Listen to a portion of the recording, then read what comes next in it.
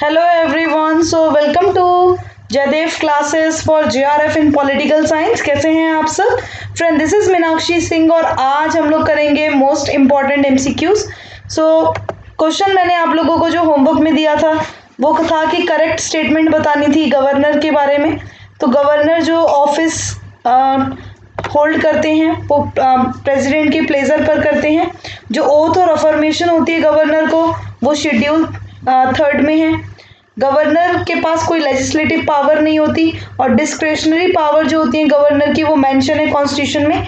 यहाँ पर आप लोगों का दिया हुआ था, ऑप्शंस दिए हुए हैं यहाँ पर, आप देख सकते हैं। राइट आंसर क्या होगा? राइट आंसर इज, आपको स्टेटमेंट सही बतानी है ना, कौन सी करेक्ट है। तो गवर्नर की जो आप सबको पता ही है वो प्रेसिडेंट के प्लेजर पर रहते हैं और जो उनकी जो डिस्क्रिशनरी पावर है वो कहाँ है? कॉन्स्टिट्यूशन में है, विवेकाधीन शक्तियां। बिल्कुल। नेक्स्ट क्वेश्चन है कि who among the following pioneered the empirical approach in looking for the principle of public administration।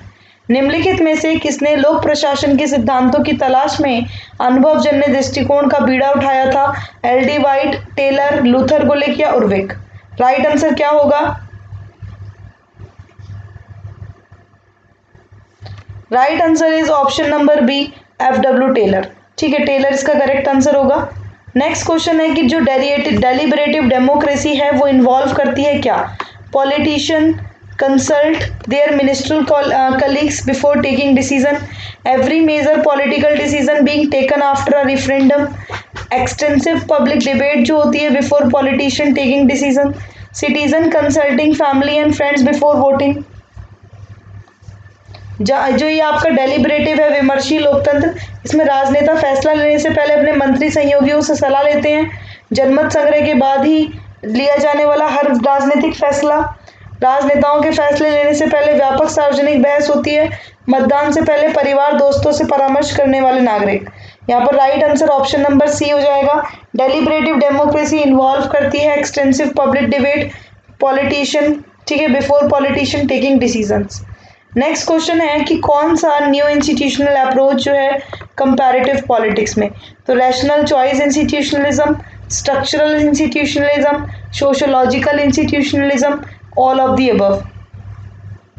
निम्न में से कौन सा नया संस्थागत दृष्टिकोण है? तो ये आप लोगों को बताना है। राइट आंसर होगा आपका ऑल ऑफ द अबव। तो न्यू इंस्टीट्यूशनल अप्रोच में आपका ये सारा आ जाता है, रैशनल चॉइस आ जाता है ना, स्ट्रक्चरल आ जाता है और क्या आता है, और आपका सोशियोलॉजिकल आ जाता है ना। तो ये ध्यान रखिएगा।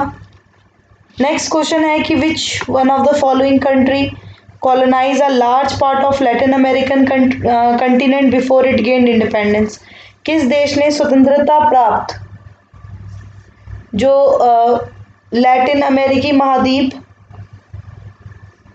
के बड़े हिस्से को चित्रित किया था?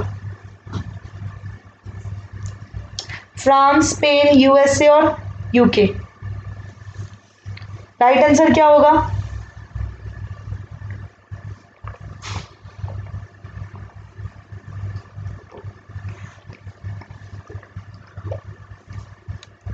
Right answer is option number B, Spain. तो इनमें से अगर आप देखो जो स्पेन था, है ना, तो ये कंट्रीज जो थी लार्ज पार्ट लैटिन अमेरिका का, है ना, continent before it gain independence. तो ये जो क्वेश्चन है आपका कि किस देश ने स्वतंत्रता प्राप्त करने से, मतलब किस देश ने लैटिन अमेरिका के महाद्वीप के बड़े हिस्से को अपने उसमें रखा हुआ था, कॉलोनाइज किया हुआ था स्पेन ने। ठीक है, नेक्स्ट क्वेश्चन है आपका, जो ये आप देख रहे हो शेड, शेड का फुल फॉर्म क्या है? Shared awareness and deconfliction mechanism जो है basically is likely to check sea piracy in Indian Ocean. जो द पैक्ट है ना, वो साइन किया हुआ गया बिटवीन इंडिया एंड दो कौन से नेशंस के बीच में? तो इसका आंसर आपको करना है। तो हिंद महासागर में समुद्री डकैती की जांच करने के लिए जो शेड था, साझा जागरूकता और विकृति तंत्र की संभावना है। भारत ने किन दो अन्य राष्ट्रों की भी समझौता हुआ है? तो वियतनाम और थाईलैंड, श्रीलंका और Pakistan, Singapore, Indonesia, China and Japan.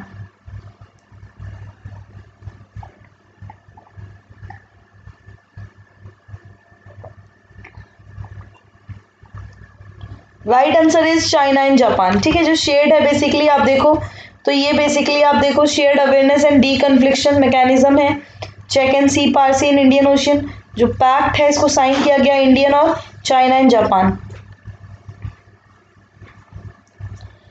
Next question है which one of the following does not hold good in relation of the idea of good governance.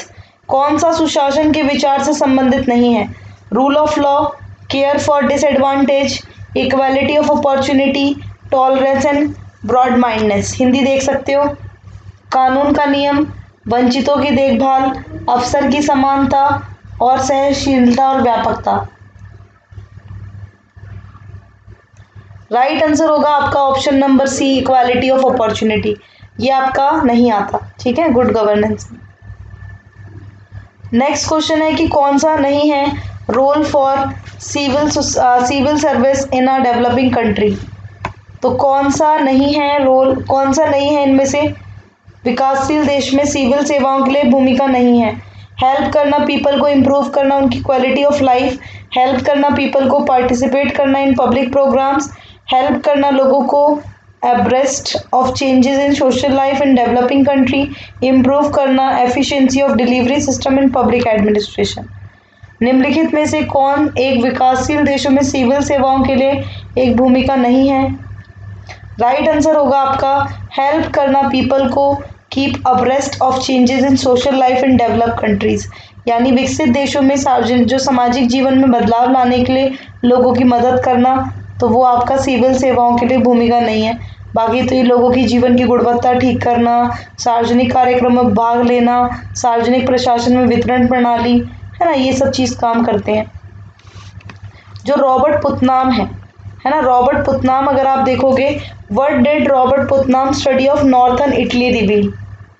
Northern Italy के रॉबर्ट पुतनाम ने अध्ययन में क्या पता चला? An alienated population despise authority of all kinds. एक अलग थलग आबादी जो सभी प्रकार के अधिकारों का तिरस्कार करती है। A long established tradition of civic engagement. नागरिक एक लंबे समय से स्थापित परंपरा।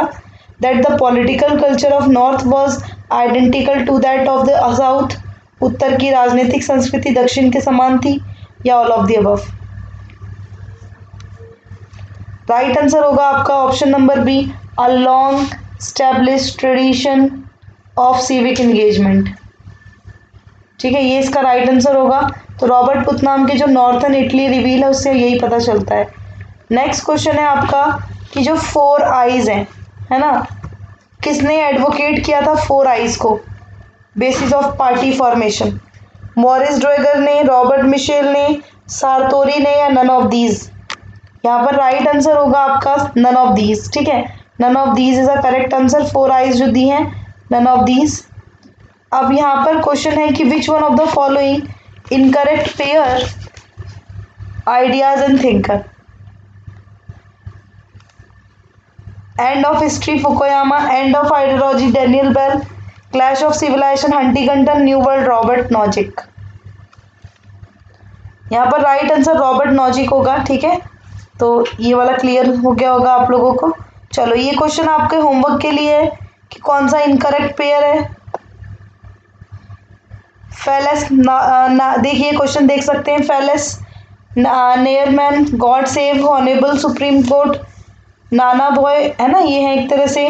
ग्रैनविल ऑस्टिन है, जिया मोदी हैं। तो ये क्वेश्चन आप लोग देखो।